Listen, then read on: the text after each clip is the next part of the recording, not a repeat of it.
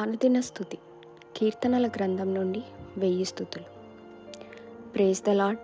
దేవుడి నామమునకు మాత్రమే మహిమ కలుగును గాక. ఈ ఉదయకాలమున దేవుని అతిశ్రేష్టమైన నామమున ఆయన చేసిన మేలులను జ్ఞాపకం చేసుకుంటూ నిష్కపటులమై ఆయన నామాన్ని స్తుతించుట ద్వారా ఆయనకు కృతజ్ఞతలను తెలియపరచుకుందాం. మొరపెట్టున్నప్పుడు ఉత్తరమిచ్చు దేవా మీకు స్తోత్రములు.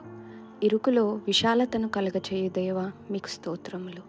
నన్ను కరుణించి నా ప్రార్థనను అంగీకరించు దేవా మీకు స్తోత్రములు. నీ సన్నిధి కాంతి మాపై ప్రకాశింపచేయు దేవా మీకు స్తోత్రములు.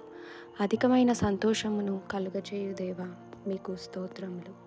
ఈ స్తుతులను నేను ధ్యానిస్తున్నప్పుడు నా మనసులో మెదిలిన వ్యక్తి జీవితాన్ని మీతో పంచుకోవాలనుకుంటున్నాను.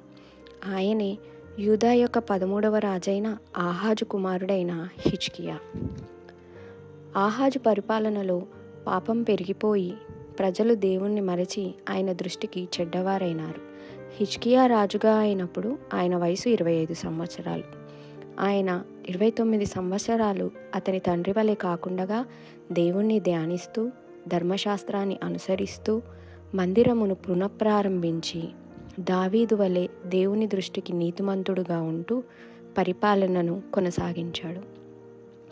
అలాంటి సమయంలో ఒకానొక రోజు దేవుడు యెషయా ప్రవక్త ద్వారా హిజ్కియా రాజుకి ఒక వర్తమానాన్ని పంపించారు.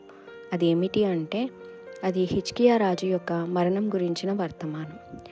ఆ వర్తమానాన్ని యెషయా ప్రవక్త హిజ్కియా రాజుకు అందించి ఇక నీ ఇల్లు చక్కబెట్టుకోమని చెప్పి వెళ్ళిపోయారు. ఆ రోజు హిజ్కియా రాజు చేసిన పని ఆయన జీవితంలోనికి మరొక 15 సంవత్సరాల ఆయుష్ను తెచ్చిపెట్టింది.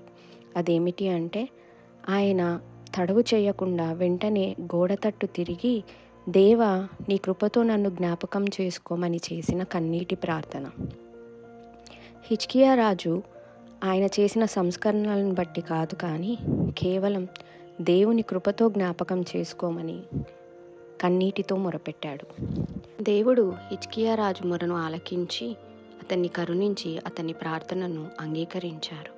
యెషయా ప్రవక్త ఆ ఇంటిని విడిచి వెళ్ళక మునిపే దేవుడు అతనికి మరొక సందేశాన్ని అందించారు. అది ఏమిటి అంటే హిజ్కియా రాజును బాగుపరిచి అతనికి మరొక 15 సంవత్సరాల ఆయుష్ను అందించుటయే.